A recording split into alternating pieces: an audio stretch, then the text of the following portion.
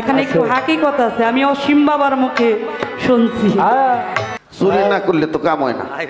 জায়গা চিনে যদি কেউ ভক্তি দিতে পারে, ভক্তিতেই হইল মুক্তি। ভক্তি ছাড়া কখনো মুক্তি জীবের নাই। তো এই কাবার দিতে হইল কেবলা কইরে তারা সালাত পড়ে। তো আমরা যারা তরিকতের মানুষ আছি, আমরা কোন কেবলায় দিকে, কোন কেবলাকে কাবা বানায় ওই জায়গায় ভক্তিটা দিলে আমাকে তরিকতের মানুষের জন্য মুক্তিটা মিলে যায়। ওই জায়গাটা আপনি আমাকে একটু দেখিয়ে দিবেন। এইখানে ভক্তিটিও জায়গা চিনি করলে সেজদা পাবে পরোয়ারও, আগে জায়গা চিনিয়া সেজদা করো। ও জায়গায় গাপুত গুপুত মাথা নামে এলা নাই, জায়গা মতো ভক্তি একটা দিলেই মুক্তি হয়। ওই জায়গাটা কোন জায়গায়, ওই জায়গাটাই ভক্তি কেমনে দিব আপনি। শ্রীকৃষ্ণ মহাপ্রভু দেখবেন আপনারা, ওনার ছবিটা কিন্তু সবার ঘরেই। যারা সনাতন ধর্মীয় মানুষ, কেউ শ্রীকৃষ্ণর ছবি ওই যে বাঁশি হাতে পাউটা কেওড়া দিয়ে আছে না বাবা, এইভাবে করে বাঁশি হাতে ধরে পাও কেওড়া দিয়ে দাঁড়িয়ে আছে। সাথে কিন্তু রাধা কৃষ্ণর যুগল মূর্তি বলা হয়, সাথে রাধাও আছে, শুধু কৃষ্ণ একা না কিন্তু, ঠিক কিনা? যুগল মূর্তি এটা হইল শ্রীকৃষ্ণ মহাপ্রভু, রাধা কৃষ্ণর যুগল মূর্তি। তো এই কৃষ্ণ দেখবেন একটা পাও কেওড়া দিয়ে বাঁশি হাতে নিয়ে দাঁড়িয়ে আছে, তাই আছে না? কৃষ্ণ তো গুরু নাকি, গুরু না উনি? এখন এখান থেকে আমি একটু বুঝতে চাই, জানতে চাই, এখানে কিছু আছে। উনি সোজা হইয়া না দাঁড়ায় পারতো, কিন্তু সোজা হইয়া দাঁড়াইতো পারতো না, সোজা হয়ে দাঁড়ায় নাই উনি। এই যে একটা পাও, ডাইন পাশের পাওটা গেল বাম পাশে, বাম পাশের পাওটা এলো ডাইন পাশে। এর কারণটা কি আপনি আমাকে একটু দয়া করে বলবেন? এই পাওটা কেওড়া দেওয়ার কারণটা ওনার কি, এই কথাটা আমাকে একটু, আমার একটু বোঝার দরকার, একটু জানার বাসনা। ভালো প্রশ্ন, এখানে কিছু বোঝার আছে, এখানে একটু হাকিকত আছে। আমি অসীম বাবার মুখে শুনছি। আমার সাত্তার ভাই অনেক জানাশোনা একজন মানুষ। ভাগ্য ভালো, আরেকদিন এই আরেক বইয়ের হাতে গান পড়ছিল আমার। আহারে, এই যে আপনাকে দামরাই নাসরিন সরকারের সাথে ও এই গান গায়ে বইছে, আমি তো বাদান আউলে জলে গেছি। পরে দেখি কি, খেয়াল করে চাই দেখি কি ওর খাতাটা সামনে ই করা মেইলে দোয়া। আমি কই কাম হয়েছে, পোলারে কই কি আস্তে করে ছবিটা উঠে, দিন দেখে না ছবিটা উঠে, তারপরে জবটা দিই, ছবিটা উঠে এনে রাখছিলাম, দেখে বুনি আজকে কামে লাগার পারতেছি। চুরি না করলে তো কাম হয় না। উভয় শিল্পীর বন্ধনা পরিচয় পত্র শেষে দরবার থেকে আমাদেরকে দুটি ধারা দেওয়া হয়েছে। ধারা দুটি হলো গুরু এবং শিষ্য। তো আজকে আমার যার সাথে গান, বাংলাদেশের মধ্যে অন্যতম একজন সাধক দয়াল বাবা, বাউল সম্রাট রশিদ সরকার ওরফে রশিদ সাইদি, যারা বাউল গানের জন্ম দিয়েছে। তো তারই সুযোগ্য সন্তান, তারই ভক্ত, তারই গোলাম আমার দাদা ভাইজান সাত্তার সরকার। অত্যন্ত ভালো একজন মনের মানুষ, তিনি প্রকৃত একজন গুরুবাদী মানুষ। তিনি অনেক গুরু দাসত্ব করেছেন তার জীবনে, আমি দেখেছি, আমি নিজের চোখেও। তো আজকের ধারাটাও দেওয়া হয়েছে গুরু এবং শিষ্য।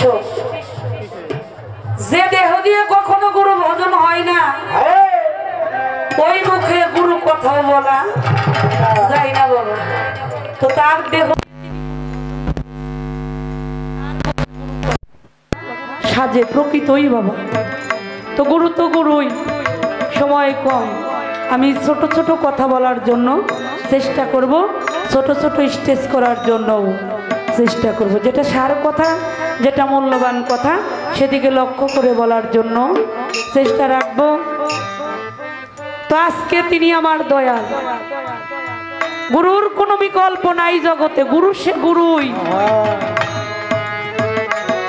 আমি তাকে গুরু জ্ঞানে জেনে আমি আমার দয়াল মুর্শিদকে যে জায়গায় স্থান দিয়েছি আমিও তাকে সেইভাবে জেনে সে জায়গায় স্থান দিয়ে তার মধ্যে আমি আমার মুর্শিদকে প্রতিষ্ঠিত করে হাজির নাজির রেখে আমি দয়ালের সাথে আজকে গানটা করতে চাই।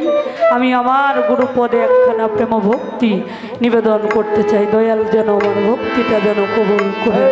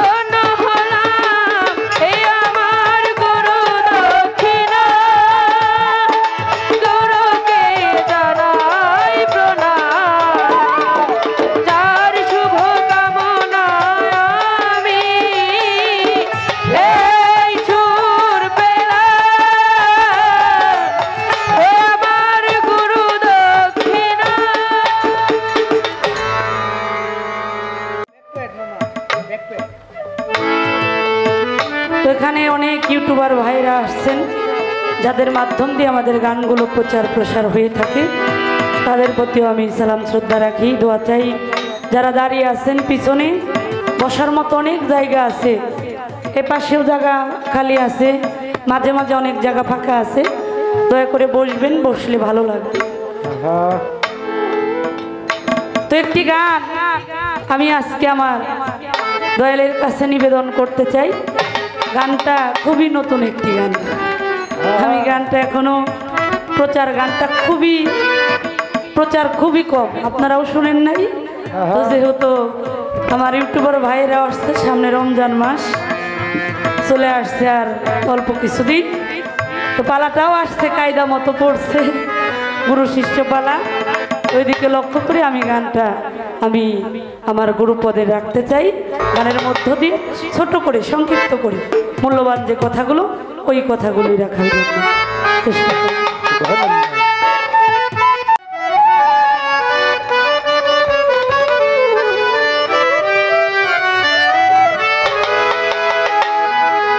চার তরিকার সাতটি কাবা,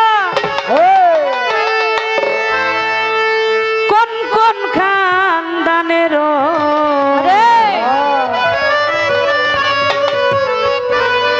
কোন তরিকার কোন কালেমা, বোঝাইয়া বলো আমার দয়াল রে, কোন তরিকার কোন কালেমা, বোঝাইয়া বলো চার তরিকার সাতটি কাবা, কোন কোন খানদানের,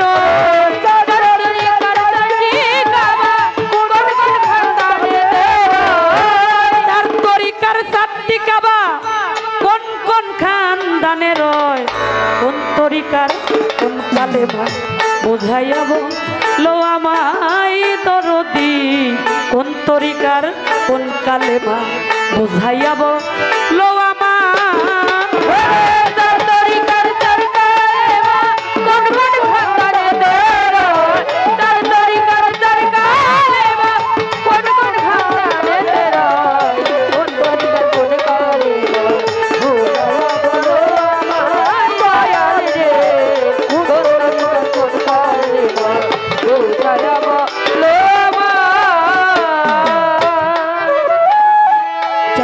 তরিকার রোজা নামাজ, কলেমা যাকাত আর আছে হজ, তরিকার রোজা নামাজ, চার তরিকার রোজা নামাজ, কলেমা যাকাত আর আছে হজ,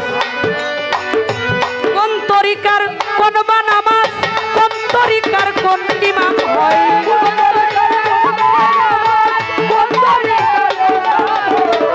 কোন তরিকার কোন বানামাজ কোন তরিকার কোন ইমাম হয় চার তরিকার বোঝাইয়াব লো আমায় দয়াল রে চার তরিকার সাতটি কাবা বোঝাইয়াব লো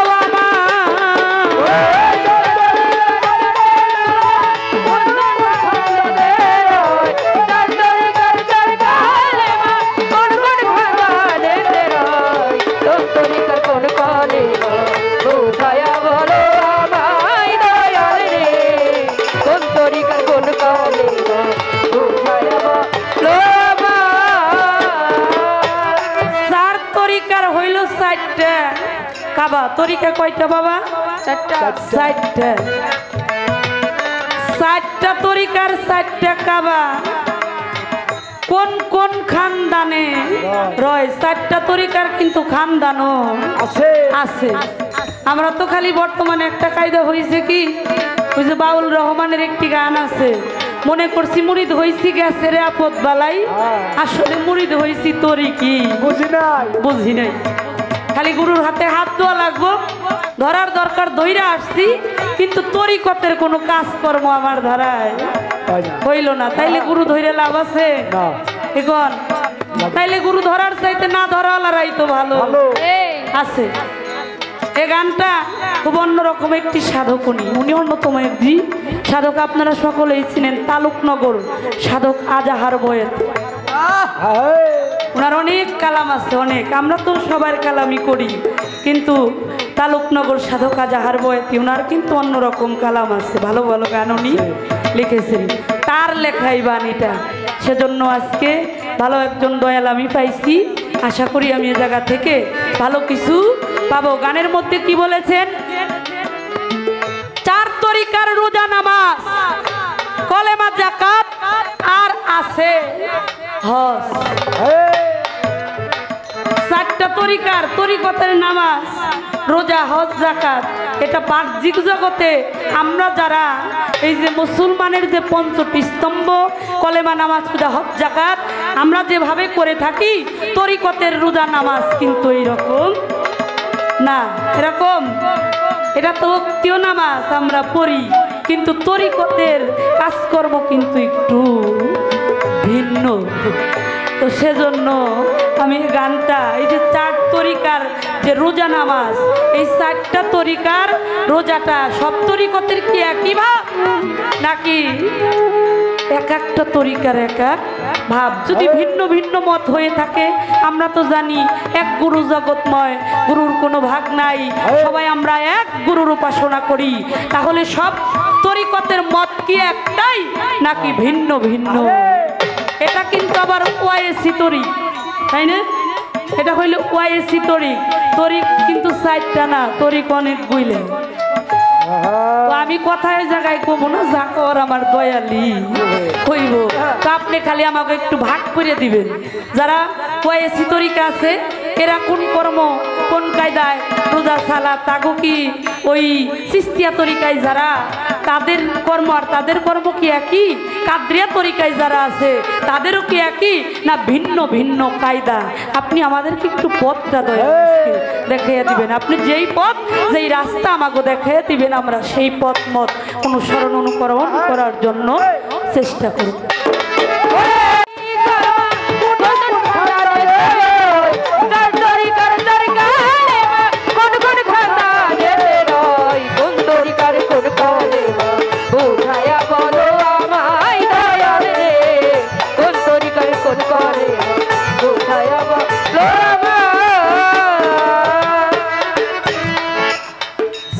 সেফাত বর্জক সহি হলে এজবাত বর্জক দাঁড়াবে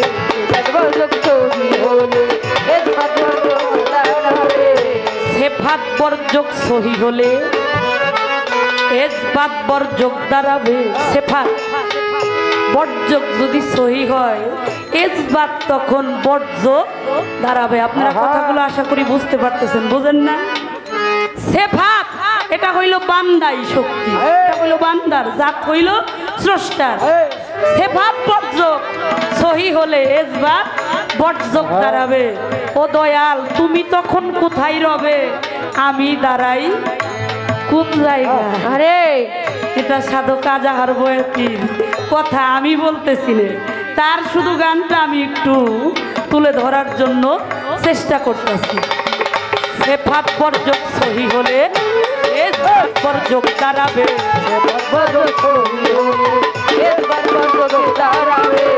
সেফাত বর্জক সহি হলে এসবাত বর্জক দাঁড়াবে।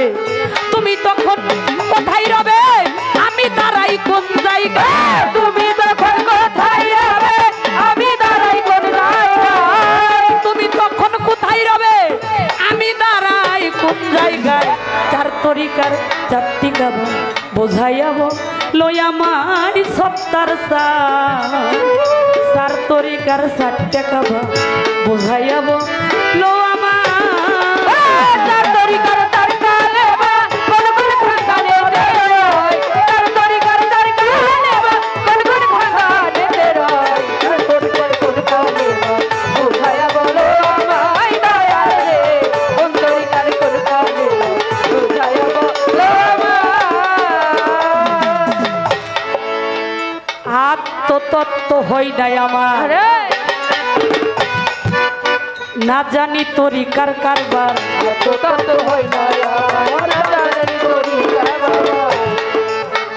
আত্মতত্ত্ব হয় নাই আমার, না জানি তরিকার কারবার।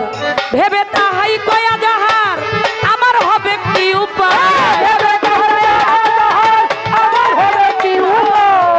ভেবে ও তাই কয়া যাহার আমার হবে কি উপায়?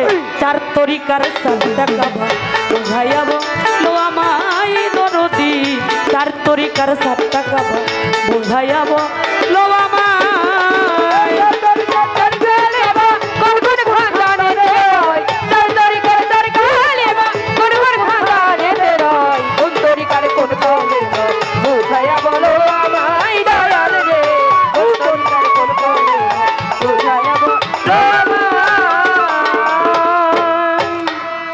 মুসলমানের কেবলা হইল কাবা শরীফ নাকি?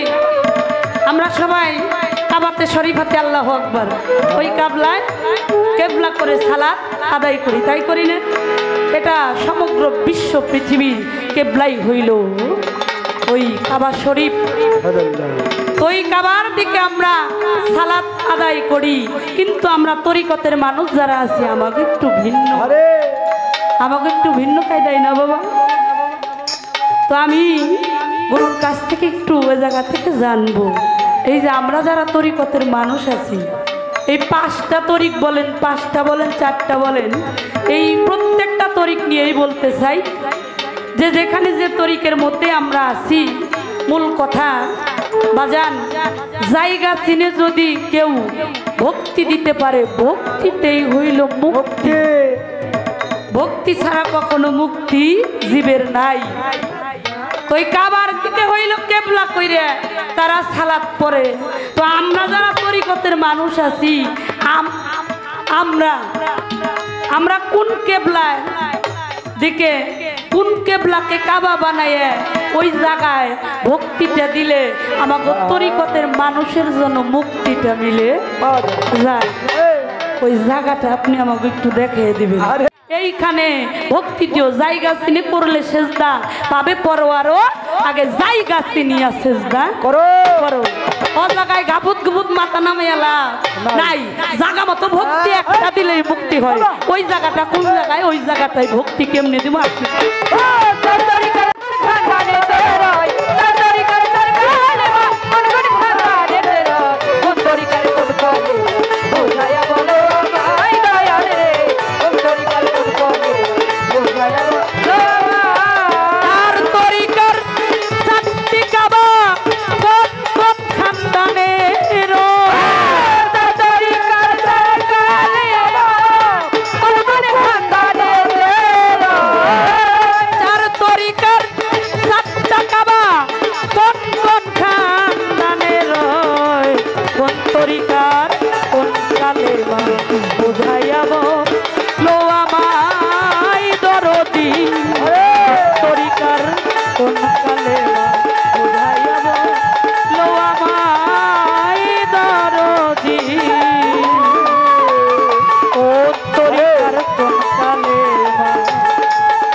ভাইয়া বলো বাবা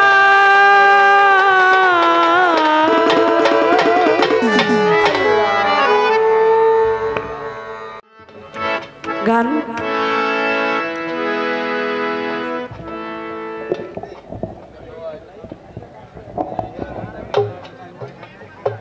যাই হোক, এই রাশেদা সরকার, জনাব রাশেদা সরকার আগে যে আসর বন্দনা করেছিল, তখন এই শুরুকালে আমার সাত্তার বাবাজি একটু ছিল, অনুপস্থিত ছিল। তখন দর্শকবৃন্দ আপনারাও এরকম ছিলেন না ওই মুহূর্তে। সনাতন ধর্মী অনেক মানুষও আছে।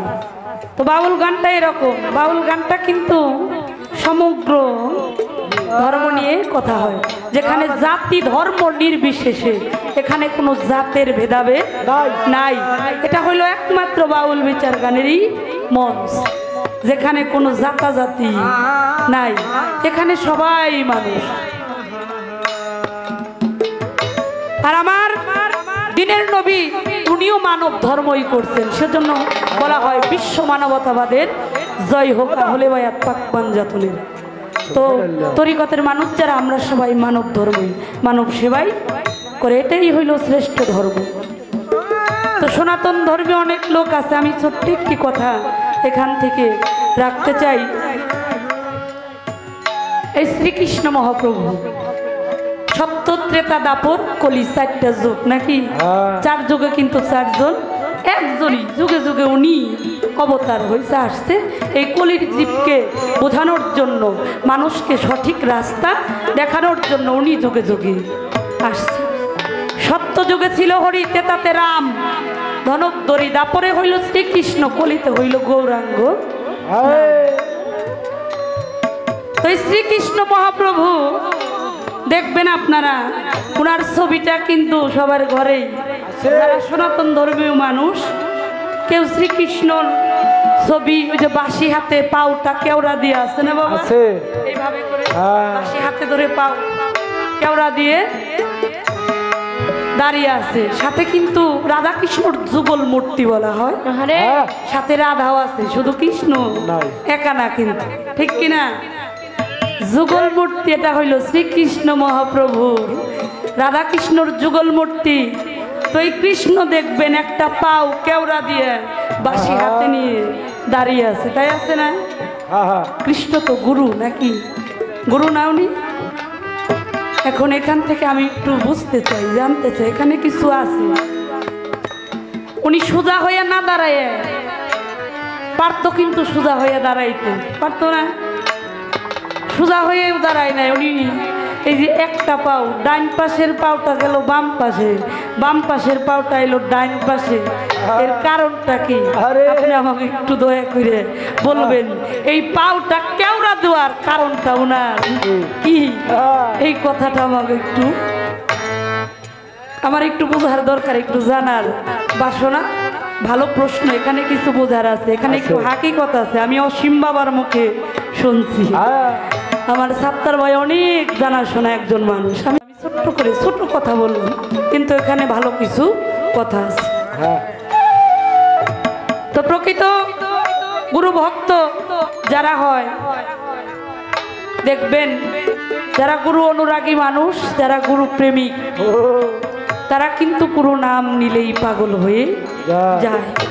আমার ওসমান চাঁদের পাগল যারা, আমার ওমর চাঁদের পাগল যারা, আমার আমানত শাহর পাগল যারা, আমার বৈরাবরের পাগল যারা, ফকির মাওলা আজিমপুরের পাগল যারা, রশিদ চাঁদের গোলাম যারা, সবাই যার যার মুর্শিদ নাম শুনলেই সে পাগল হয়ে যায়, ওই নামের প্রতি নিজেকে আর ধরে রাখতে পারে না। গুরু, গুরু যে কি জিনিস বাবা, জগতে একটা ভক্ত শুধু জানে। ভক্তের ভক্তির কারণে, ভক্তের প্রেমের কারণে স্বয়ং প্রভু শ্রীকৃষ্ণ উনি স্বর্গে থেকে মর্তধামে নেমে আসছে, শুধু ভক্তের ভক্তির কারণে, শুধু ভক্তের প্রেমের কারণে। বাবা তাপসী রাবয়া বস্ত্রী উনি যখন স্বপ্নযোগে আমার হুজুরে পাক আহম্মদ মুস্তাফা মোহাম্মদ মুস্তাফা সাল্লাল্লাহু আলাইহি ওয়াসাল্লাম উনি যখন রাবেয়ার সাথে কিছু কথাবার্তা আদান প্রদান হয় উনি বলছিলেন, রাবেয়া তুমি কি আমাকে ভালোবাসো না? তখন রাবেয়া বসরি বলছিলেন, ইয়া রাসূলুল্লাহ, ইয়া হাবিবাল্লাহ, এই দোজাহানের মধ্যে আপনাকে ভালোবাসে না এমন কোনো ব্যক্তি নাই। পশু পাখি বৃক্ষ আদি তরুলতা যাই কিছু বলেন, মানব দানব জিন ইনসান সবাই তো আপনার নামেই দেওয়া না, সবাই তো আপনাকে ভালোবাসে। আপনাকে ভালোবাসে না এমন কোনো মানুষ নাই। আমার হুজুর বলতেছে, ও রাবেয়া, আমি তো তাজি গাই নাই, আমি জিজ্ঞাসা করছি তুমি কি আমাকে ভালোবাসো না? রাবেয়া বস্তি বলছিলেন, হুজুর তার আগে একটু প্রশ্ন আমার আপনার কাছে, আপনি বলেন তো হুজুর, একটা তরবারির খাপে কয়টা তরবারি রাখা যায়? আমার হুজুর পাক বলছিল, কেন একটা তরবারি রাখা যায়? রাবেয়া বসরি দুই চোখের জল ছেড়ে দিয়ে বলছিল, ইয়া রাসূলুল্লাহ, আমি যে আমার এই দেহ তরবারির মধ্যে আমি আমার ওসমান জানদের আমি আমার মুর্শিদ নামের ওই তরবারিটা ঢোকাইয়া ফেলছি। আমার যেখানে আর জায়গা নাই, আমি আমার হাসান বসরি নামের তরবারি ঢুকিয়ে ফেলছি, আমার আর এখানে জায়গা। আমি তোর পিড়িতে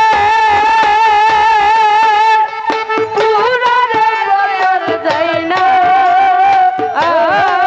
কি জানো আমি তোর পিড়িতে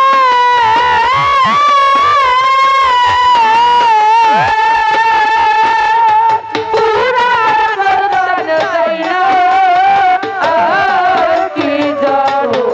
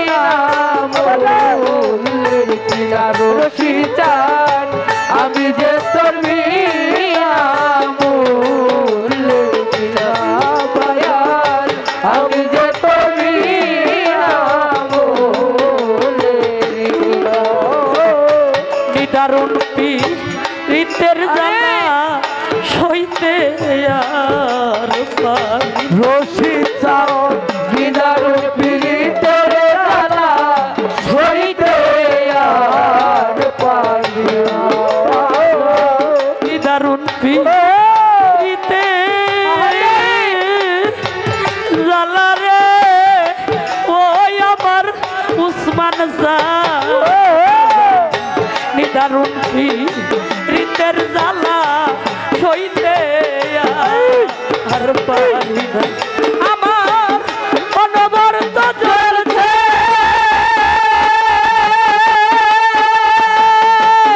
তারা গুণ কাক্ষ মরি লাগে না।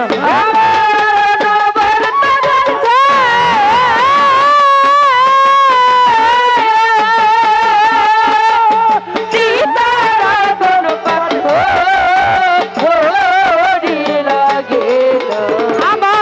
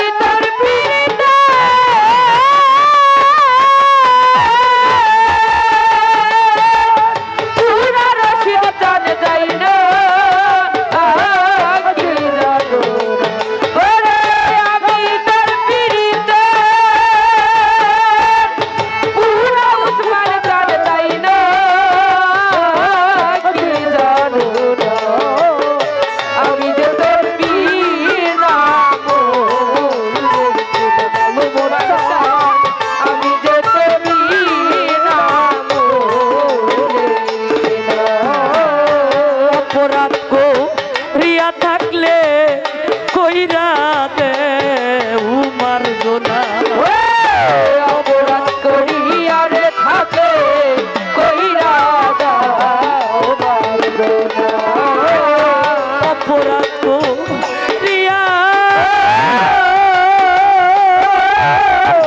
থাকলে রে ওই আমার উসমান স্যার অপরাধ করিয়া রে থাকলে ওই রাতে উমার গোনা বাজার তোর চরণের দুরতি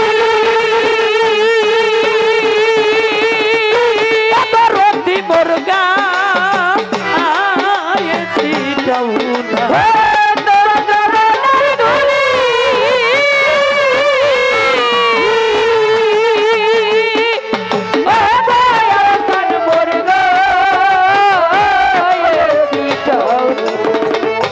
উসমান জান রে ওই চরণের ধুলি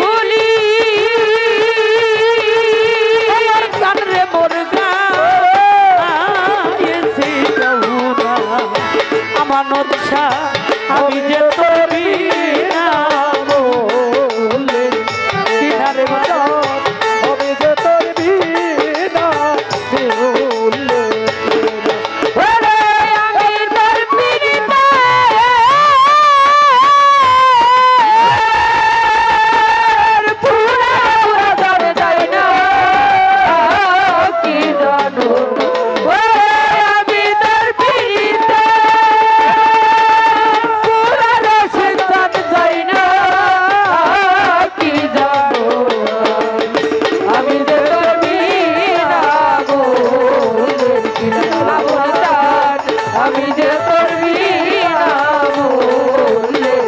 বলে আমি যে তোর বিনা বলে কি হালেতে দিন যাই আমার ওই আমার উসমান স্যার দরদি রে কি হালেতে দিন যাই আমার খবর তো নিলা না কি হালেতে দিন যায় আমার খবর তো কি হালেতে দিন যাই আমার খবর তো নিলা না সব করতে পারলা রশিদ সরকার তোর পীরিতের দেনা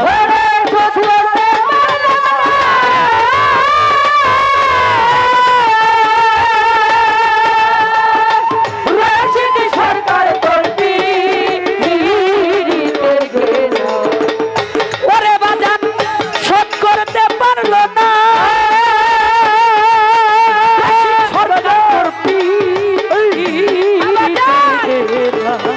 দরদি রে আমি যে তোর বিনা বললেন বিনায় মোর চান আমি যে তোর বিনা রে বললেন বিনা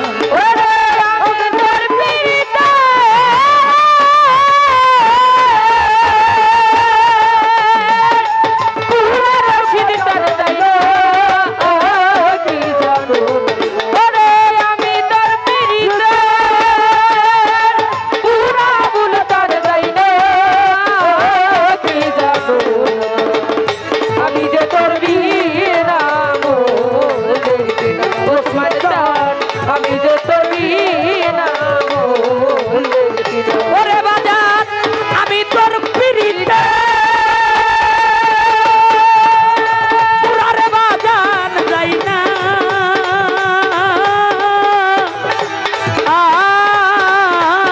কি জানো না রশিদ জান বাসার জান আমল জান জান উসমান জান মোর জান আমি যে তোর বিনা ভুললে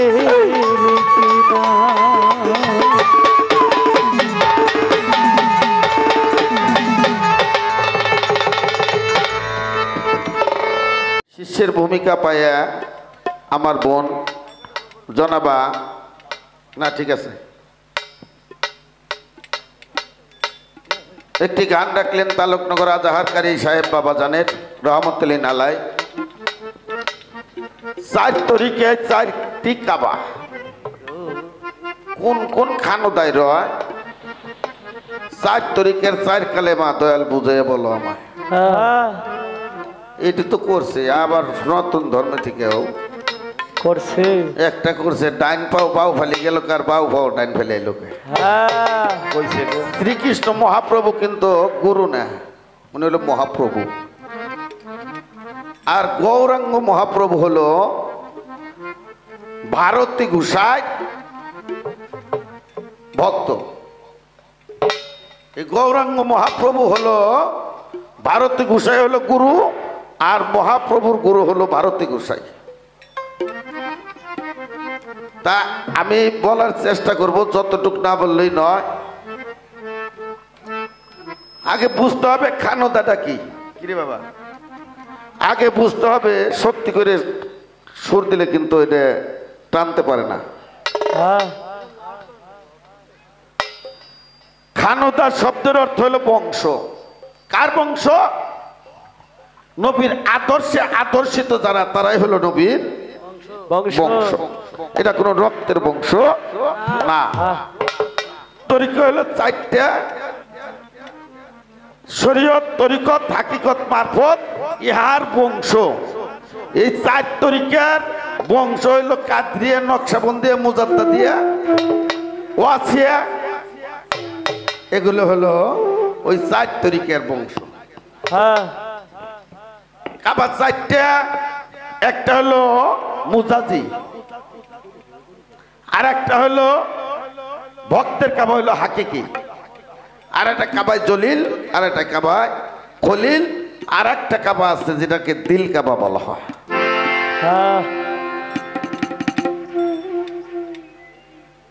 সেখানে মুমিন লোকের, মুমিন ব্যক্তির কাবা হলো কাবায় খলিল জলিলের চাইতে অতি উত্তম। যেটা মুমিন ব্যক্তি, তার কাবাটা হলো জলিল কাবা, সেটা কাবায় অন্যান্য কাবার চাইতেও উত্তম।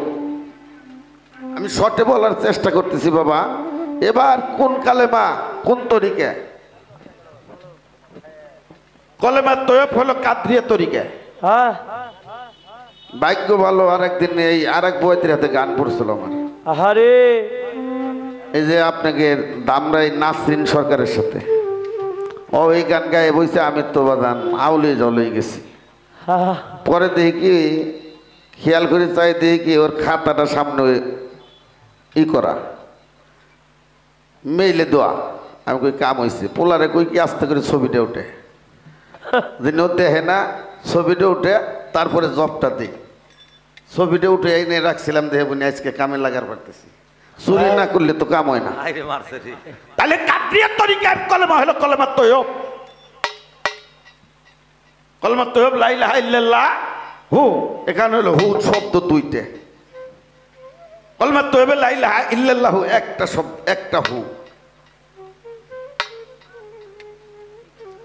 আর কালেমা শাহাদাত, এটা হলো চিশতিয়া তরিকা, এটা পাঁচটা হু। কলেমা শাহাদাত, আশহাদু আল্লা ইলাহা ইল্লাল্লাহু ওয়াহদাহু লা শারীকা লাহু আশহাদু আন্না মুহাম্মাদান আবদুহু ওয়া রাসূলুহু।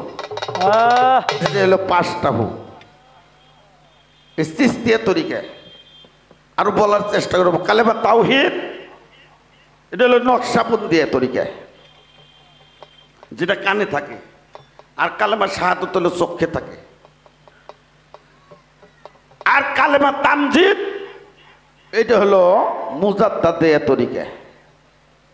আর একটা কালেমা আছে, এগুলো তো চিশতিয়া, কাদরিয়া, নকশাবন্দিয়া, মুজাদ্দিদিয়ার কালেমা। আমি যার কাছে মুরিদ হইলাম, তার একটা কালেমা আছে না বাবা? আমার ওয়াজ করে ওয়াসিয়া তরিকা, আমার বাবা জানটা যারা মুরিদ, তাকে একটা কালেমা আছে না? আছে। কালেমার পাগল শেষ নাই। তাহলে কাবা পাওয়া গেল চারটা, কলেমা পাওয়া গেল চার তরিকে চারটা, আর খানোদা মানে হলো বংশ।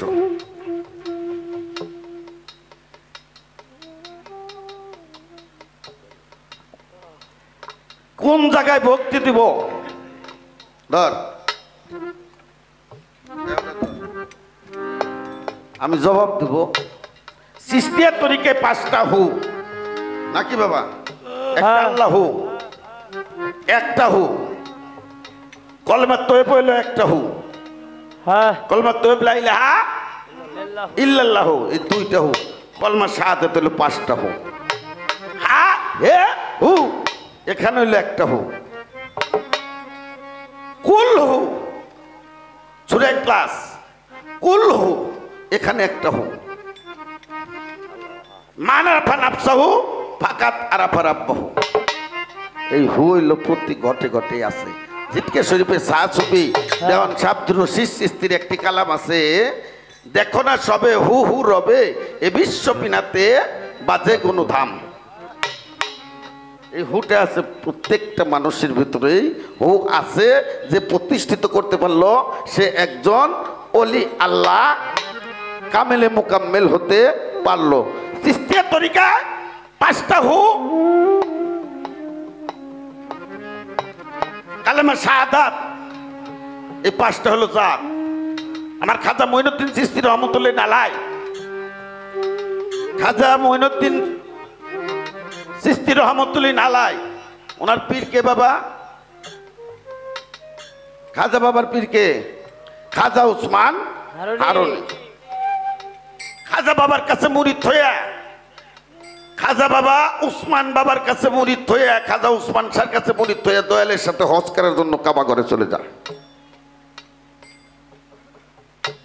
এর বাবা খারাপ লাগে খাজা উসমান বাবার সাথে উসমান হারুনির সাথে কাবা ঘরে হজ করার জন্য যায় মক্কা শরীফে যখন দয়াল নবীর রওজাটা জিয়ারত করার জন্য গেছে খাজা উসমান হারুনি বলছে খাজা মঈনুদ্দিন তুমি আজকে যা চাবে আমার কাছে তাই পাবে কারণ আমার উসমান শাহ আমানত শাহ ওমর শাহ যদি ভক্তকে বলে যে বাজান তোরা আজকে যা চাবি তাই পাবি তাহলে ভক্তের জন্য বিরাট একটা পাওনা না বাবা বিরাট একটা পাওনা খাজা উসমান হারুনি বললো যে খাজা মঈনুদ্দিন আজকে তুমি যা চাবে আমার কাছে তাই পাবে কিন্তু খাজা মঈনুদ্দিন চিশতি রহমতুল্লাহ আলাইহি সে দয়ালের কাছে না চাইয়া দয়াল নবীর রওজার গিলাফ ধরে টানতে লাগলো পীরে বললো যে যা চাবে তাই পাবে আর উনি দয়ালের কাছে না চাইয়া একটু পারা বাবা দয়ালের কাছে না চাইয়া দয়াল নবীর রওজার গিলাফ ধরে টানতে লাগলো কামটা উল্টো হয়ে গেল না আমার আমানত শাহ বলছে বাবা তুমি যা চাও তাই পাবে কিন্তু তা তুই আমি ওনার বিছনের চাদর ধরে টান পারতেছি দয়াল নবীর রওজা থেকে গাইবি বাবা আওয়াজ আসলো হে খাজা মঈনুদ্দিন তুমি এত বেকার আর হয় না চিশতিয়ার তরিকায় যারা মুরিদ তারা বিনা হিসেবে জান্নাতি সুবহানাল্লাহ সুবহানাল্লাহ চিশতিয়ার তরিকায় যারা মুরিদ তারা বিনা হিসেবে জান্নাতে যাবে এখানে প্রশ্ন আসতে পারে তাহলে অন্যান্য তরিকায় কি যাবে না অবশ্যই যাবে অবশ্যই যাবে সবটি তরিকার মালিক হলো মূল মালিক হলো বাবা পীর সাহেবরা হজ করার জন্য যায় না যায় পীর বাবা যায় না যায় এই সব পীরের পীর হইলো আমার দয়াল নবী মদিনা মনোয়ারায় যিনি ঘুমায় আছে এই জন্য সকল পীরই হজ করার জন্য যায় তারা যায় তার পীরের বাড়িতে সেখান থেকে যে আওয়াজটা দয়াল নবীর রওজা থেকে আসছে তারা সবাই চিশতিয়া কাদরিয়া নকশবন্দিয়া মুজাদ্দাদিয়া ওয়াসিয়া সকল তরিকের পীরে যায় মূল পীরের কাছে ফায়াজ আনার জন্য নাজাতের ফয়সালা করবে শুধু তাই না ভারতবর্ষে তারা এই ভারতবর্ষটাই আমার খাজা বাবার পায়ের পর সফরতরতম করে দিছে দয়াল নবী যে ভারতবর্ষে আমি কালেমার দাওয়াত দিতে পারলাম না তুমি চলে যাও তোমার মুখে তোমার কাছে কালেমা পড়ে যারা বায়াত গ্রহণ করবে তুমি কাল হাসরের দিন তাদের জন্য আমার কাছে সুপারিশ যাবে আমি আল্লাহর কাছ থেকে তাদের নাজাতের ফয়সালা করে দেবো সুবহানাল্লাহ আমি তো এত কাবা কুবে তালাশ করে দাম না কারণ আমার দয়াল রশিদ সরকার বলছিল 5 ফুট করবে তো 5 ফুট কি জিনিস অত বুঝি না ঢাকা যাই আগারগাঁও যাই পাসপোর্ট করে টেহা দিলাম 3300। পাসপোর্ট করবে দিয়ে আইসে জিজ্ঞেস করছি বাজান পাসপোর্ট দিয়ে কি হইব? কয় আমার হাতে উমরা হজে যাবি। আমি কই উমরা হজে যাবো, কার বেটা কাবা ঘর দিয়ে আসবি। তখন আমি বলছিলাম বাজান তোমার যদি আবাদতের দরকার থাকে তুমি যাও গা, আমি আজিমপুরের ওমরে যাবো না। আমি আজিমপুরের ওই মোড়ে যাম না। আমার কাবা হইলো আমার পীরের বাড়ি, ভক্তের কাবা। আপনার বাবার একটা গান আপনারে শুনে। হ্যাঁ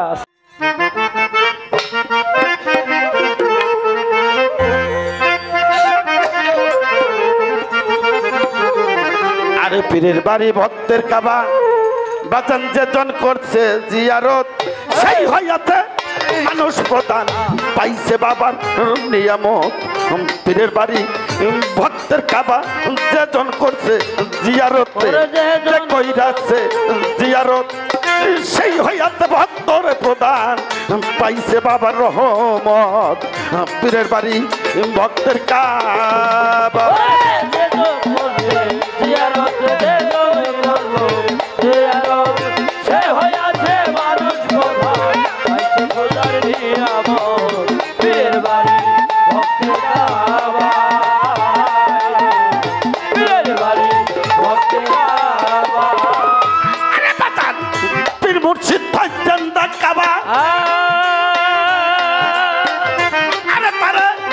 মনের মত দেখা নিবা পীর মুর্শিদ ভাই।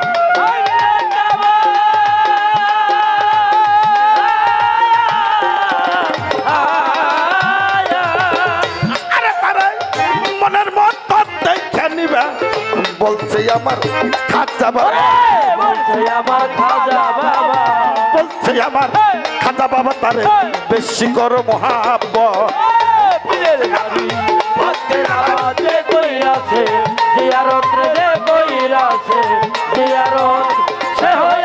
মানুষ প্রধান, সে হইয়াছে মানুষ প্রধান, পাইছে বলার নিয়ামত। পীরের বাড়ি ভক্তের কাবা, পীরের বাড়ি ভক্তের কাবা। আরে আমার খাজা বাবা বারে বারে আরে বাদান কাটিয়া কম্পতি আর রে খাজা বাবা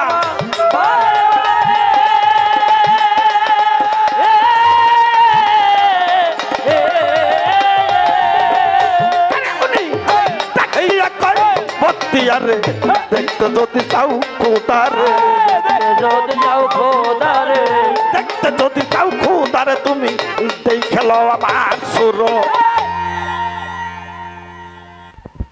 খাজা বাবার প্রধান ভক্ত কুতুবউদ্দিন বখতিয়ার কাকি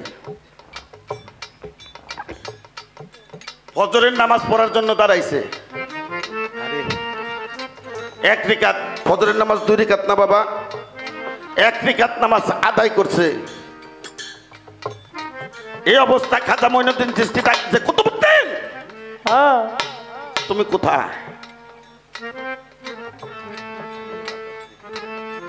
পীরের হুকুমটা কণ্ঠস্বরে যাওয়ার সাথে সাথে নামাজটা ছেড়ে দিয়ে জোরহাত করে দেয় খাজা বাবার সামনে দাঁড়াইছে।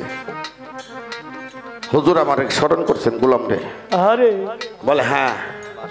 তুমি কোথায় গেছিলে? বলে নামাজ পড়ার জন্য। নামাজ কি পড়ছাও? বলে 1 রিকাত আদায় করছি, বাকি আর 1 রিকাত। যখন আপনি ডাক দিছেন যে কুতুবউদ্দিন তুমি কোথায়, আমি নামাজ ছেড়ে দিয়ে আপনার কাছে এসে হাজির হয়েছি। বলো কুতুবউদ্দিন তুই কি নামাজ পড়ে আল্লাহরে দেখতে চাস? তুই কি নামাজ পড়ে আল্লাহরে দেখতে চাস? কুতুবউদ্দিন কাকি কথা বলে না, আর খাজা মঈনুদ্দিন চিশতি বলে তুই যদি নামাজ পড়ে আল্লাহর দেখতে চাস আমার সুরত দেখেলো তোর আল্লাহর দেখার আর বাকি থাকবে? তুই আমার সুরত দেখেলো। আমার কোন তরিকের ভাই যদি আমার উসমান শাহর সুরত দেখে, আমার আমানত শাহর সুরত দেখে, আমার ওমরের সুরত দেখে,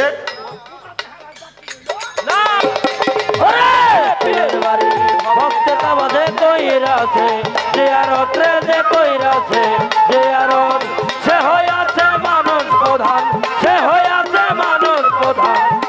মাওলার নিয়ামত পীরের বাড়ি ভক্তের কাবা পীরের বাড়ি ভক্তের কাবা আরে বাজান বাইরে চিন্তা হঠাৎ করে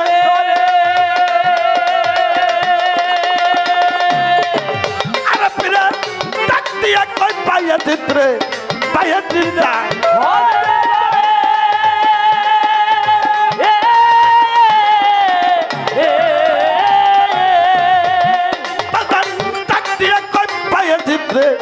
তুমি তো আপ করো মরে তুমি তো আপ তুমি তো আপ করো মরে ছাড়ো টাকা পয়সার মহাব্বত ভক্তের কাবাতে কইরাছে জিয়ারত রে কইরাছে জিয়ারত সে হইয়াছে মানুষ প্রধান হজে যায় তো আপ করে না বাবা, কাবা ঘরের চতুর্দিকে ঘুরে না। বাইজিৎ যায় হজের তরে, যার চিটেগাঙ্গে মাজার রয়েছে বাইজিৎ বুস্তামি। বাইজিৎ যায় হজের তরে, পীরে ডাক দিয়ে কয় বাইজিৎ রে তুমি তো আপ করো মরে ছাড়ো টাকা পয়সার মহব্বত। তরিকের বাইরে একটা খাবে আর একটা নাড়বে, তা চলবো না। ধন সম্পদ চাবে, আবার আল্লাহ রাসূল চাবে, পীর মুর্শিদে চাবে, তাতে হবে না। ওই টাকা পয়সার মহব্বত ছাড়ো, পীরের আঁকড়ায় ধরো, আর নাইলে টাকা পয়সা নিয়ে থাকো পীরের ওখানে যায়। দরকার না। আমার দয়াল রশিদ সরকার কইছে আমি তো পাগল হইছি পীর ধরে, তোরা তোকে মার পড়তা লাগছে রে, তোরা পাগল হইস না। আরে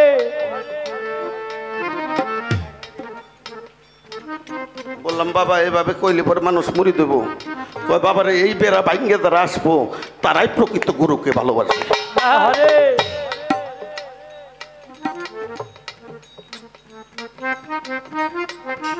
আমি কি বলবো,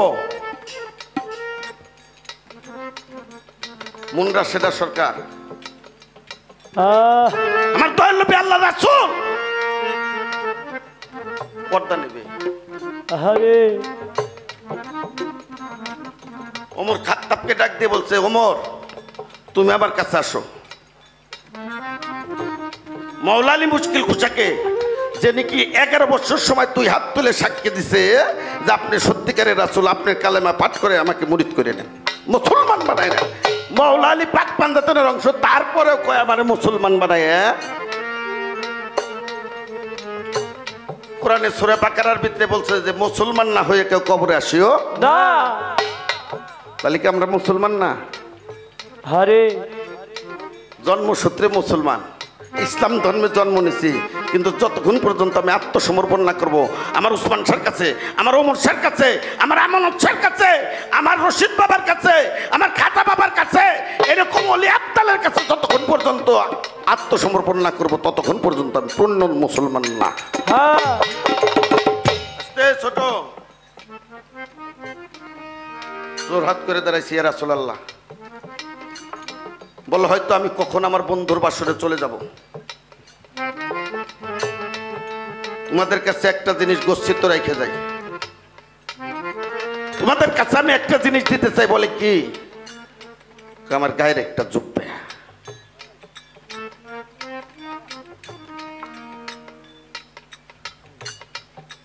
যে জুব্বেটা পুইরে আল্লাহ রাসূল মেরাজে গিয়েছিলেন।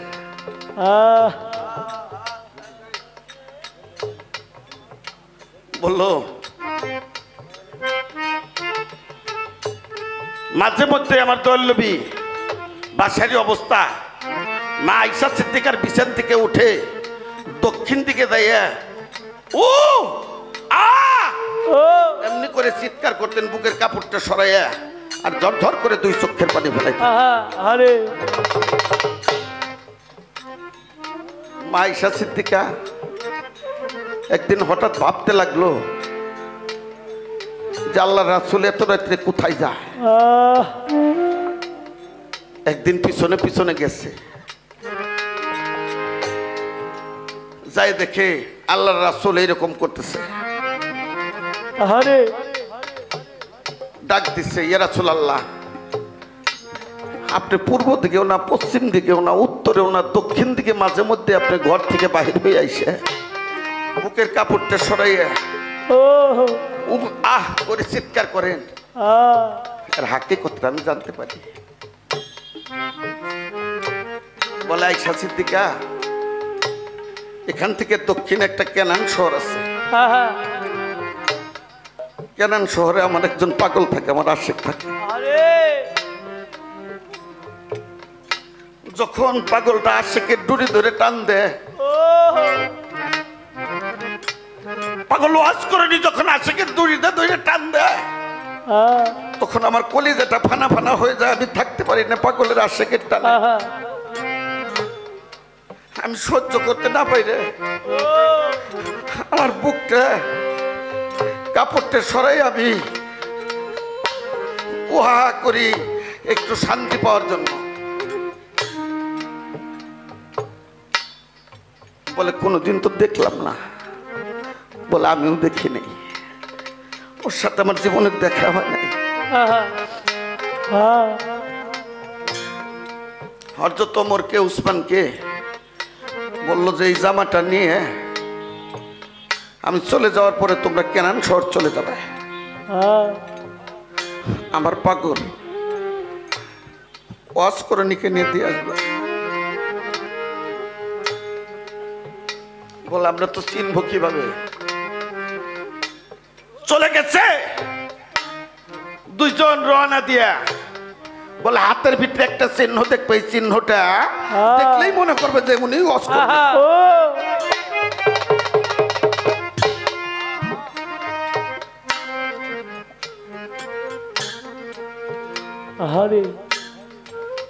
কেনান শহর চলে গেছে। কিছু রাখাল ছেলেদেরকে জিজ্ঞাসা করছে এটা কি কেনান শহর? বলে হ্যাঁ কেনান শহর। বলে এখানে ওয়াজ করণী নামে কোনো পাগল আছে? বলে না, ওয়াজ করণী নামে পাগল নাই, তবে ওয়াইজ নামে একটা পাগল আছে। ওই জঙ্গলের ভিতরে পাহাড়ের গুহায় থাকে। পাগল কোনো দানা পানি কোনো কিছু আহার করে না, মাঝে মধ্যে বাইরে হয়ে আসে, শুধু ইয়ে রাসূলুল্লাহ ইয়ে হাবিব আল্লাহ বলে কানতে কানতে তার বুকটা ভাসাই দেয়।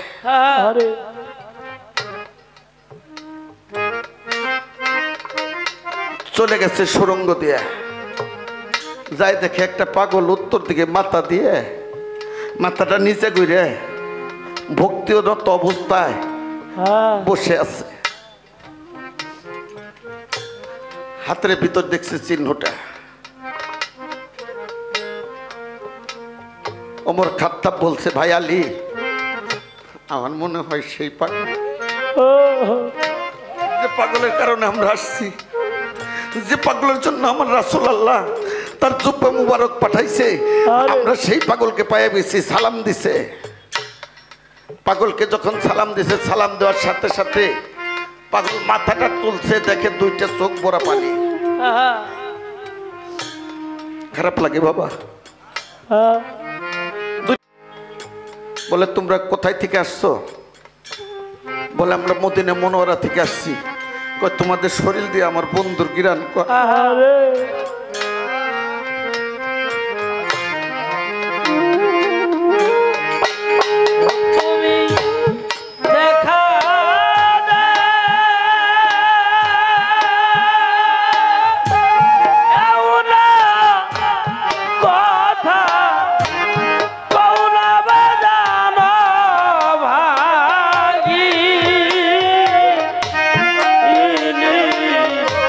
শোনে রে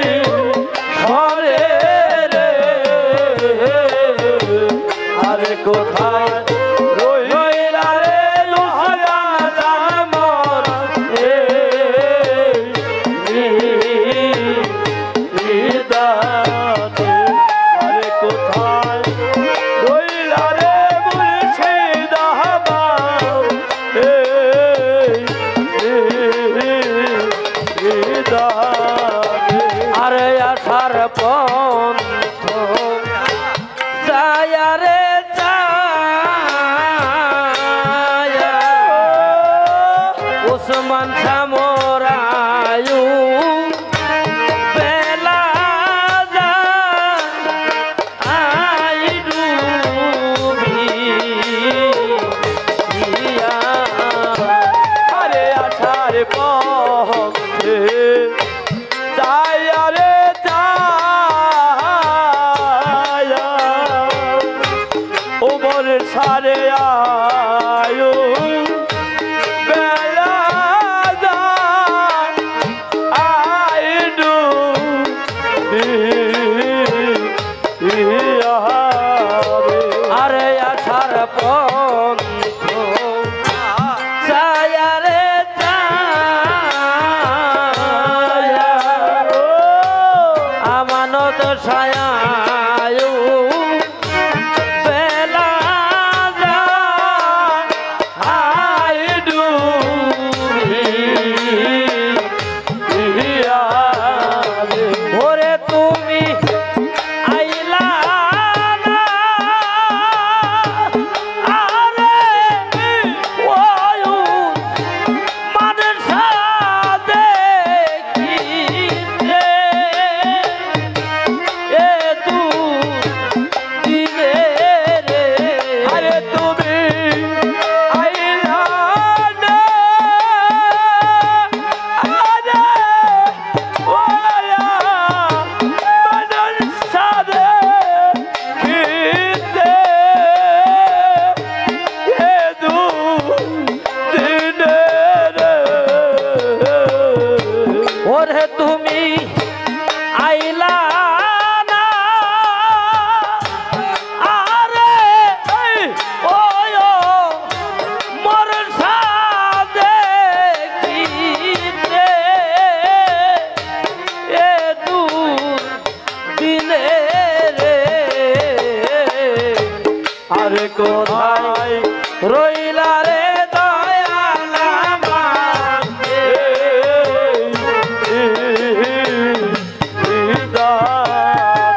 আরে কোথায় রইলা রে দয়াল আমাকে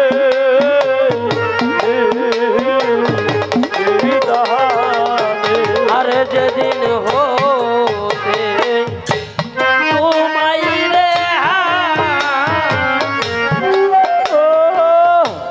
আরে বাজারে সমান আমার আশা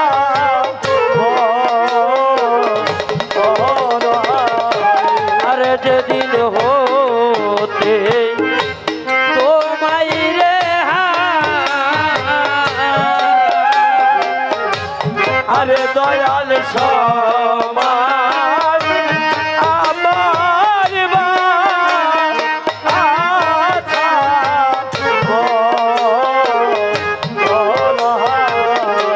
ওরে আমি চলে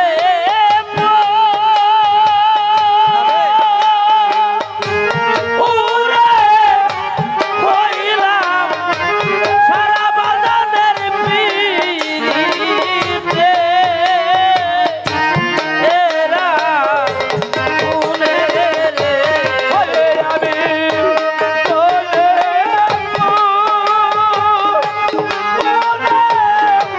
হইলাম সারা বাজানের পীড়িতে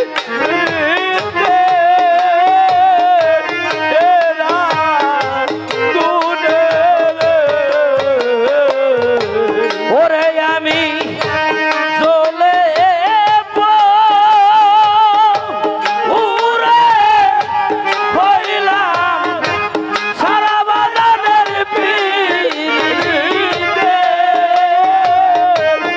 এরা গুনে আরে কোথায় রইলা রে ওসমান আমার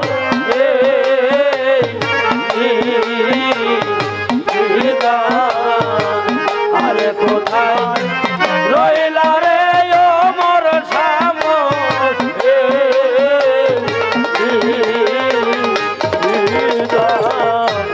আরে কি করিব আরে কোথায় রে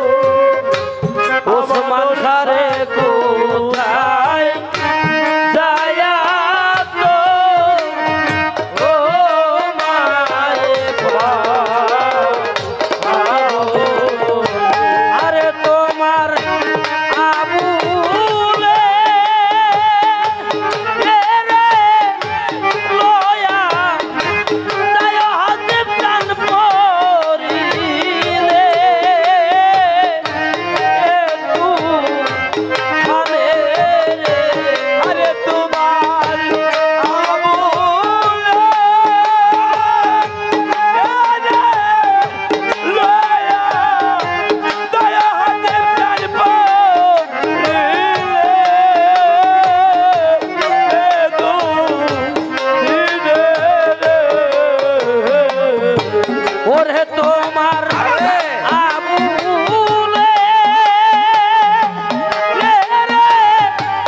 লয়া দয়ার সিদ্ধান পরিলে একটু মানে রে আরে কোথায় রইলা রে দয়া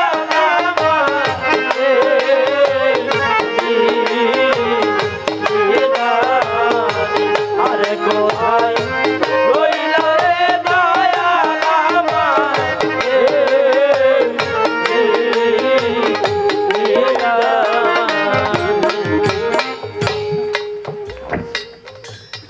বলে আপনাদের শরীর দিয়ে আমার বন্ধুর ঘিরান কয়।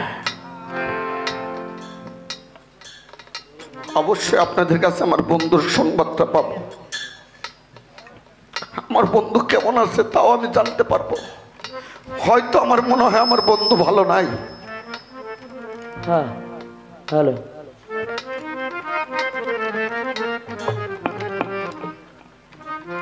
বলে পাগল, তোমার বন্ধু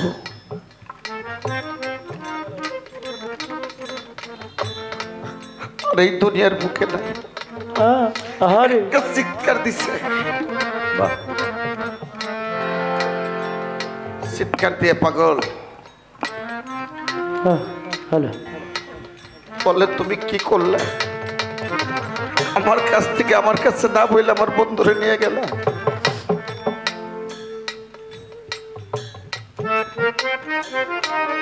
হযরত আলী বলছে পাগল তোমার জন্য একটা উপহার দিয়ে গেছে। বলে তুমি আলী? আমার তো বিশ্বাস হয় না তুমি হযরত আলী, কারণ তাহলে তোমার তো গাল ভরা দাঁত থাকার কোনো কথা না। আমার বন্ধু যখন ওহুদের যুদ্ধে একটা দাম তো শহীদ হয়েছে, আমি সংবাদ পাইয়া পাথর দিয়ে আমার একটা একটা করে দাঁত 32টা দাঁত ফেলাই দিয়েছিল। আমার বন্ধুর কোন দাঁত পড়ছে আর আমি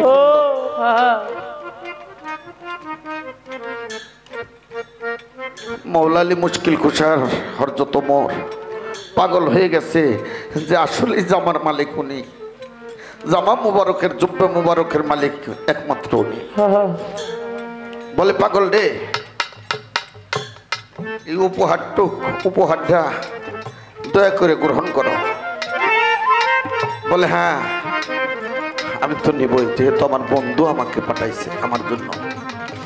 তুমি আমার এই গাঠুরিটা ধরো। হযরত আলী তুমি তো শের আলী, শেরে খোদা, একশের শক্তি তোমার গায়ে আল্লাহ রাব্বুল ইজ্জত দিছে। তুমি আমার এই গাঠুরিটা ধরো। আমি মাত্র 2 রাকাত শুকরানা আদায় করে নিই। যখন গাঠুরিটা দিয়ে ভক্তি মাইরে দিছে, আল্লাহর আরশ কুরসি লৌহ কলম থরথর করে কাঁপতে আছে। আল্লাহ বলে জিবরাইলকে চলে যাও, চলে যাও, দেখো কোন পাগল কোন আশেক ভক্তি লাগাই দিছে আমার আরশ কুরসি লৌহ কলম। ভেস্ত দুদুক 7 তলা, জমি 7 তলা, আসমান সমস্ত কিছু থরথর করে কাঁপতে লাগছে। জিবরাইল পরে বলে হে লাহি, তোমার পাগল ভক্তি লাগাই দিছে। বলে জিজ্ঞেস করো আমার পাগল কি চা? জিবরাইল এসে জিজ্ঞেস করছে পাগল তুমি কি চাও? বলে আমার বন্ধুকে ফেরত দিতে হবে। আমার বন্ধুকে যদি ফেরত না দেয় তাহলে আমি সেজদা তুলবো না। জিবরাইল বলছে বারে লাহি, পাগল পাগলের বন্ধুকে ফেরত চা। বলে হারে জিবরাইল তুই পাগলকে বুঝিয়ে বল আমার দোস্তরে ছাড়াও কি চা। আরে বলে পাগল যেটা যার কাছে চলে গেছে এটা আর দিবে না, তুমি তো আবার দেখি চাও। বলে তাহলে আমার বন্ধুর উম্মতের 16 আনা গুনাহ মাফ করতে কর। তুই যাই তোর আল্লাহরে বল আমার বন্ধুর উম্মতের 16 আনা গুনাহ মাফ করে দেওয়ার জন্য। বলে 1 আনা 2 আনা এমনি করে 12 আনা কমাইলো। পাগল সেজদা তুলে না। বলে পাগলকে বল যদি পাগল সেজদা না তুলে দুনিয়াটা কিয়ামত হয়ে যাবে, ধ্বংস হয়ে যাবে, কিন্তু কিছুই থাকবে না। 12 আনা গুনাহ মাফ করে দিল। এই অবস্থায় সেরে আলী সেরে খোদা মৌলা আলী মুশকিল কুশা মরুভূমির ভিতরে সিনে পর্যন্ত যখন গাইরে গেছে এই গাঠুরির ভরে হঠাৎ করে ডাক দিছে, পাগল ও পাগল তুমি সেজদা তোলো, আমি তো মাটির ভিতরে গেড়ে গেলাম মরুভূমির ভিতরে। সেজদাটা তুলে বলে, আলী রে কি করলি? মৌলা আলী তুমি কি করলা? আমার বন্ধুর উম্মতের 16 আনা গুনাহ মাফ করাইতে দিলে না। 4 আনা গুনাহ রয়ে গেল, এই 4 আনা গুনাহ 16 আনা গুনাহ হয়ে আমাদের হাসরের মাঠে দাঁড়াইতে হবে। আশিকের ডুরিটা কাইটে গেছে, সেজদা তুলে ফেললো, বলে আমি জানি আমার বন্ধু বলে গেছে যে আমার কাছে তো মুরিদ হইতে পারলে না, আমার আলীর কাছে তুমি মুরিদ হবে। মৌলা আলী মুশকিল সত্যি আমার মুরিদ করি, আমার বন্ধুর ওয়াদা আমি রক্ষা করবো, তুমি মুরিদ করি না।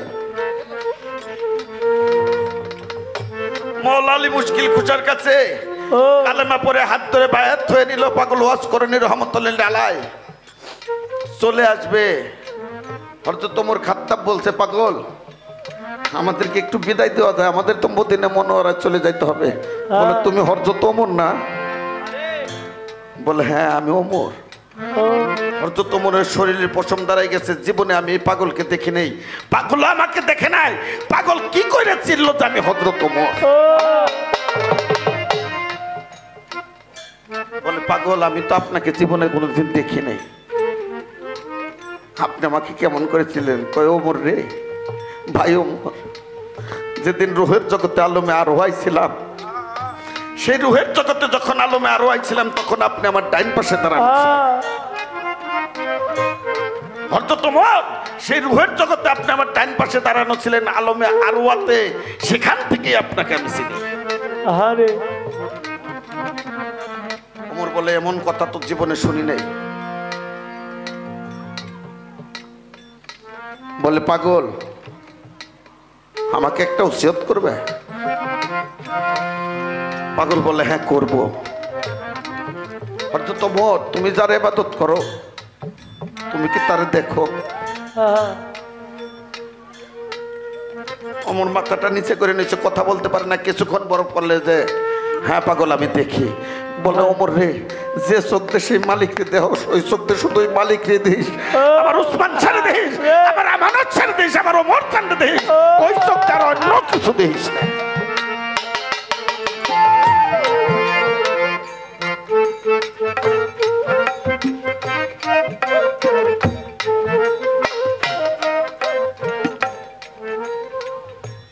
হযরত ওমর খাত্তাব বলে পাগল আর একটা ওসিয়ত করবে?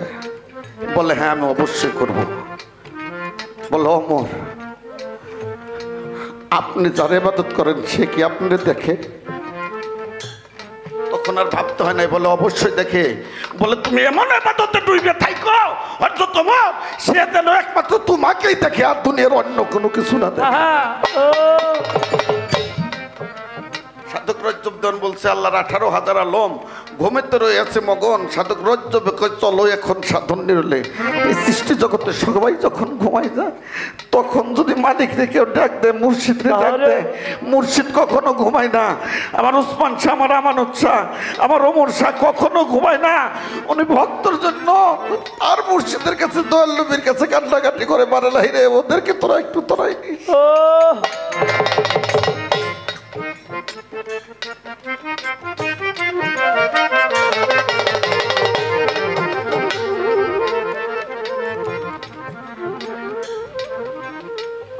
সেই নির্জম রাখতে যদি ভক্ত হতে পারে গুরুর কাছে, সে মনের মতো সমস্ত কিছু পায় যায়। গুরুর গুপ্ত ধন, গুরুর রিসালাত, গুরুর খেলাপথ, গুরুর মাওলাইয়াত, রুবুবিয়াত, সমস্ত কিছু ওই ভক্ত প্রাপ্ত হয়ে যায়।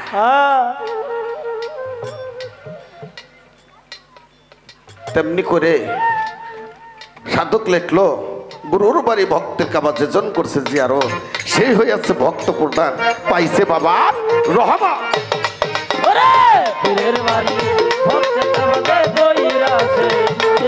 রাত্রে যে কইরাছে জিয়ারত সে হইয়াছে মানুষ প্রধান সে হইয়াছে মানুষ প্রধান পাইছে মাওলার নিয়ামত পীরের বাড়ি ভক্তের কাবা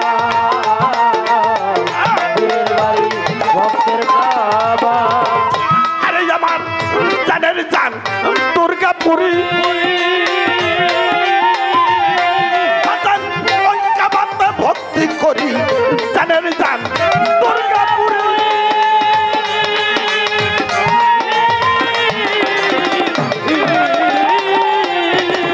আরে আমি ওই কাবাতে ভক্তি করি বাজান ভক্তিরা বল ফরিদপুরি আরে পাগল ভক্তিরা বল ফরিদপুরি ভয় করে না সরার মন ভক্তির বাড়ি ভক্তের কাবা যে কইরাছে জিয়ারত যে কইরাছে জিয়ারত সে হইয়াছে মানুষ প্রধান সে হইয়াছে মানুষ প্রধান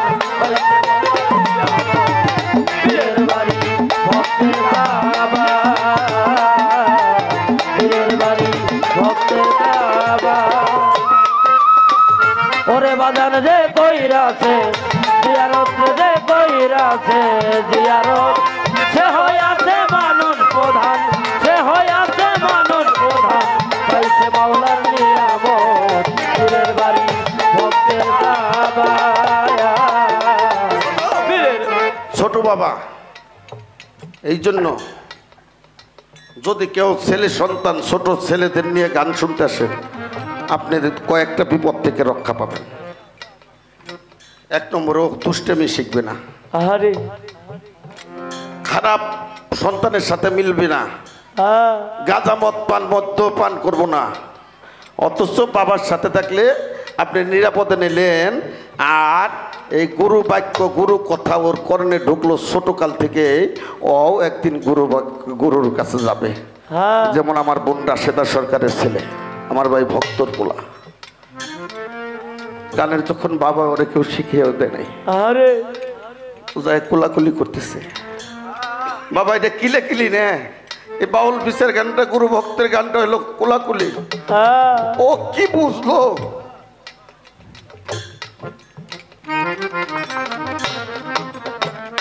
কোথায় কোলাকুলি করতেছে, অনেক মানুষের সাথে কোলাকুলি করতেছে। সবাই কাছে আমি ওর জন্য ভিক্ষে চাই, ও যেন একজন মানুষ হয়ে আমাদের মাঝে বাইসে থাকতে পারে, একজন মানুষের মতো মানুষ হয়ে মা বাবার খেদমত করে এই সাধুর সঙ্গে জেনে ওর জীবনটা কাটে।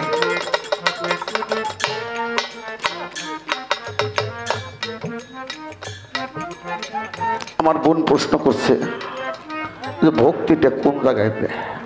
বোনটে আমি দলিল মোতাবেক জবাব দেব। এর হাকিকত বাকি হাকিকতটা যার যার পীরের কাছ থেকে জানিয়ে নেবেন। দলিল আছে কদম মুস করা, কদম অর্থ হলো পা, মুস অর্থ হলো চুম্বন। হ্যাঁ, ওই যে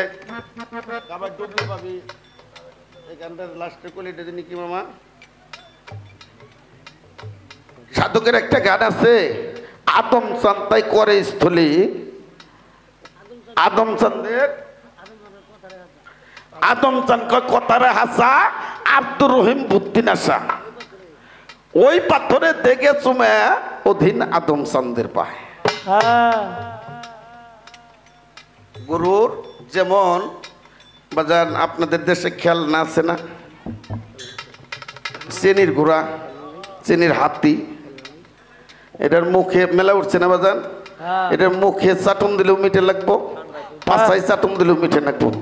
গুরু হলো তেমনি একটা চেনির পুতুল, যেখানে ইচ্ছে সেখানে চুমে টুমে কিরে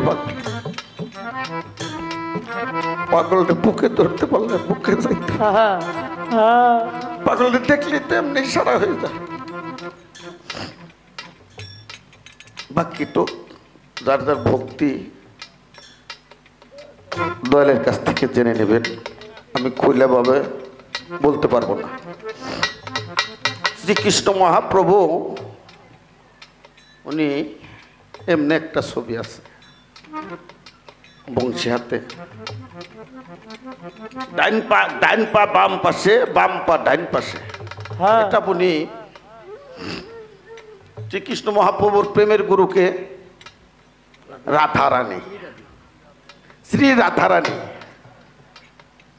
কিন্তু উনি এই ডাইন পা বাম পাশে গেল আর বাম পা ডাইন পাশে গেল, এর কারণ আছে। যখন আয়ান একটা যুগে যাইয়া চাইছিল যে আমি ওই লক্ষ্মীরে চাই, হ্যাঁ যে বামের বামের থাকবে শ্রীকৃষ্ণ মহাপ্রভুর,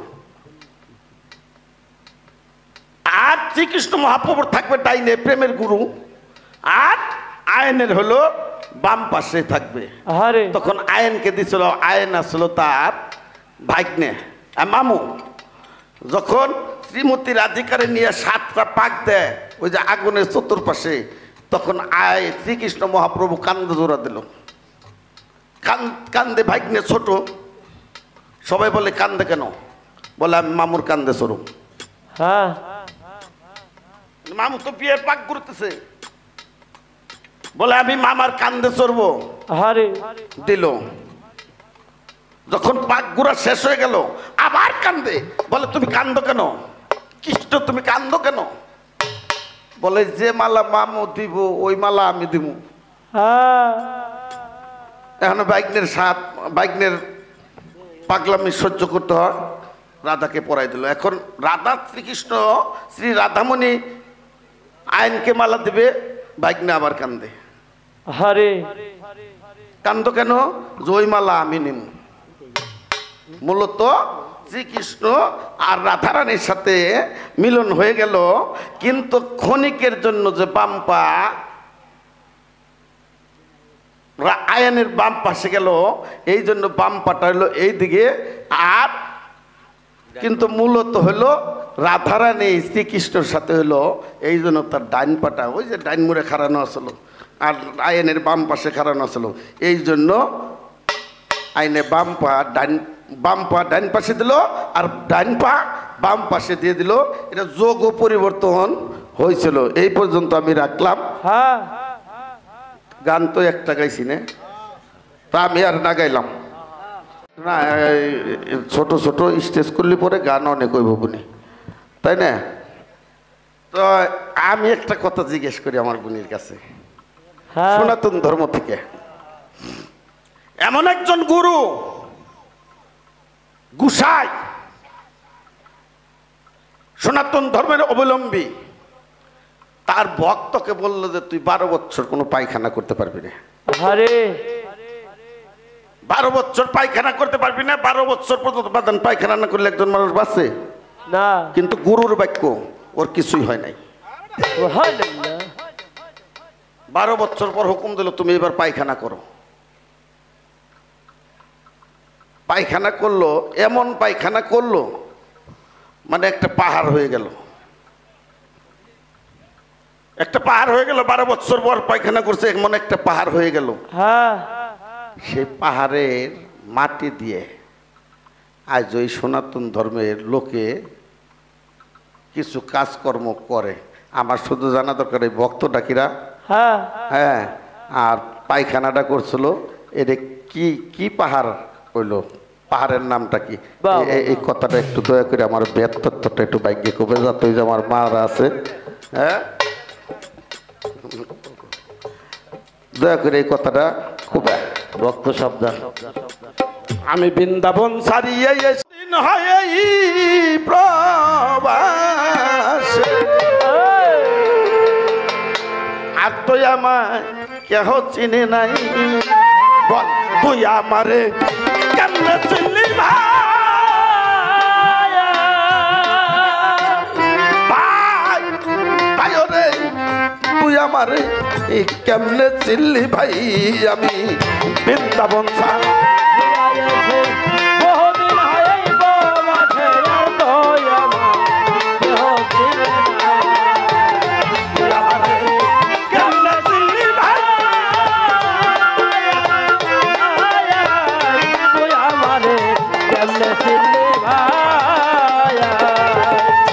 আরে বাদা কোথায় রে মোর বনবেনু, কোথায় রাখাল কোথায় ভেনু, কোথায় রে মোর যশোদা বললাই আরে ধরো কোথায় রে মোর বন বেনু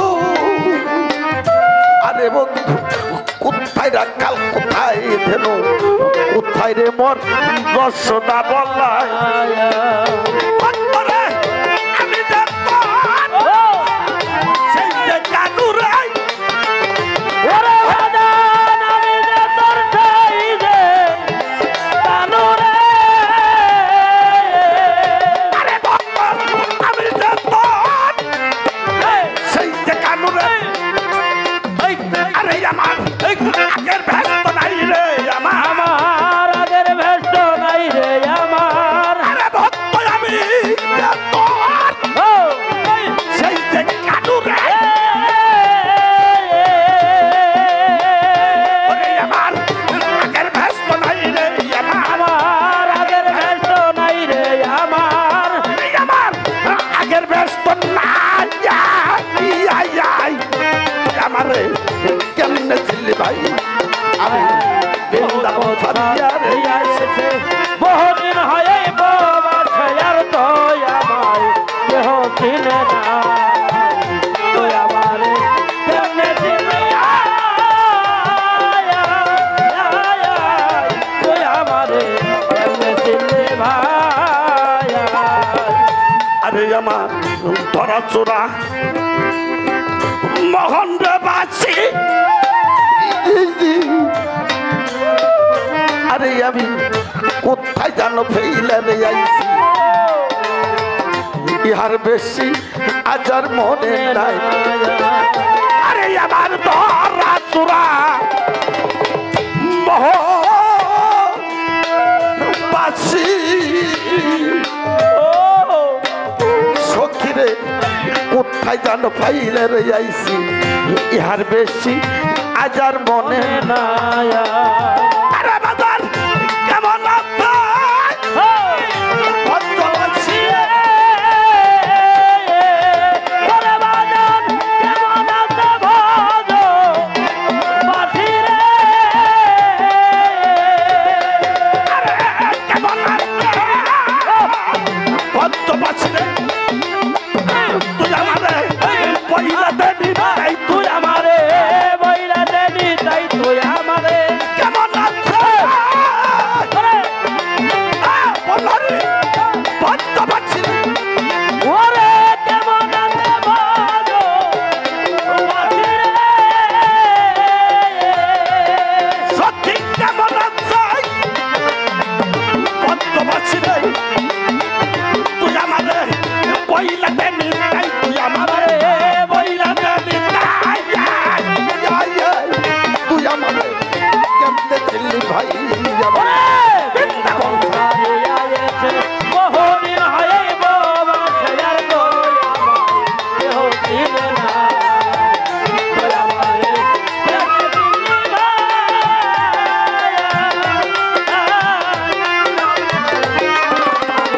কেমনে চিনি চঞ্চল হইয়াছে প্রাণ পাইতে মনের মতো ভক্তের সন্তান এই নদীয়ায় ঘুরিয়া বেড়াই আরে আমার চঞ্চল হয় আছে এ প্রাণ। আরে পাইতে মনের মতো ভক্তের সন্ধান আমি এই নদীয়ায় ঘুরিয়া বেড়াই আরে আত্মাই বেবে কইবা উল রহমান রে ওরে ভেবে কইবা উলর ওমান রে আরে আত্মাই বেবে কই বেবে কই বাউল রহমান সে নাকি এখন নদীয়ার গুসাইছে নাকি বেবে কইবা উল রহমান বন্ধু নাকি নদীয়ার গুসাইয় রে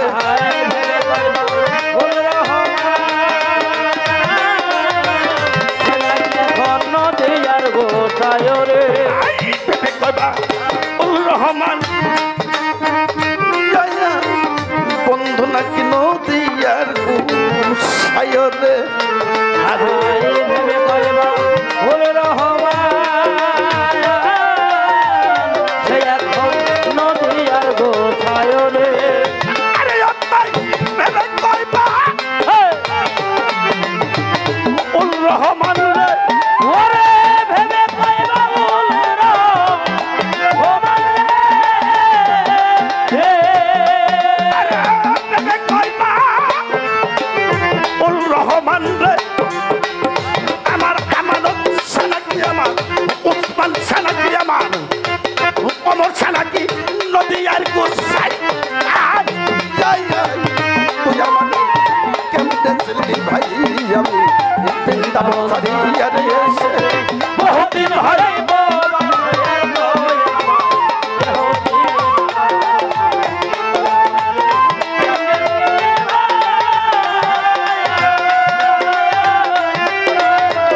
তুই আমারে কেমনে চিনলি ভাই আরে আমি বৃন্দাবন ছাড়িয়া রে এসে আজ বহুদিন হয় এই প্রবাসে আর তুই আমার হচ্ছে নাই বল তুই আমারে কেমনে দিল্লি ভাই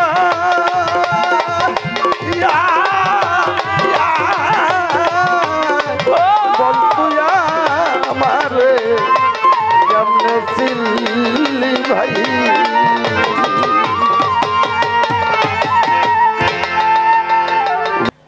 অনেক সুন্দর, অনেক সুন্দর। আজকে যিনি আমার দয়াল, তো আসলে গুরু তো গুরুই, তার বলা কওয়া ভক্তের যা প্রয়োজন তাও দয়াল জানে। আমি যা জানি দয়াল তাও জানে, আমি যা না জানি তাও সে জানে। গুরু হইল অন্তরের অন্তর্যামী, তো যা প্রয়োজন এটা কিন্তু গুরু জানে।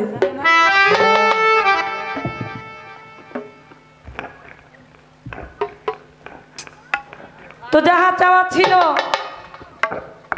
তার চাইতে অনেক অনেক বেশি আমাদেরকে দিয়েছেন। তো এইখানে আমার কোনো কথা নাই, আমি পিছনের দিকে আর যাব না। যে জায়গায় জবাব হয়ে যায় ওই জায়গায় কথা না বলাটাই ভালো ভালো। তো একটি কথা আমার কাছে রেখেছেন, একটি প্রশ্ন করেছেন, সনাতন ধর্ম থেকে একটি কথা রেখেছেন, আমি জবাব দিব। তো অত্যন্ত ভালো লাগলো আসলে সব কিছু মিলিয়ে। আমার বাবা ফকির আবুল সরকার, তারপরে আমার দুইটা শিল্পীর সাথে গান করলে মানে বেশি ভালো লাগে, মন থেকে বলছি। একটা হইল জিটকা শরীফের বাবাজি আমার হেলাল সরকার, আর একটা হইল আমার দাদা ভাই সত্তার সরকার। সত্যি কথা, আমার হৃদয়ে হাত দিয়ে বলছি আমি। কেন ভালো লাগে জানেন? কি জন্য ভালো লাগে? ভালোটা লাগে এই জন্যই, ওনাদের সাথে গান পড়লে কথা দিয়ে ওনাদের গাও দিয়ে হইল গুরু গন্ধ কইবা। ওনা হইল গুরু খ্যাতমত করা, গুরু দাসত্ব করা একজন মানুষ, সেজন্য এত বেশি বেশি আরো ভালো লাগে। অনেক শিল্পী আছে, অনেক গায়ক আছে, কিন্তু গুরুর চরণ তলে থাইকে গুরু দাসত্ব কইরা গুরু খেজমত কইরা শিল্পী হওয়া খুব কমই আছে। এই জন্য বেশি এত হৃদয় থেকে কেন যেন ভালো লাগে।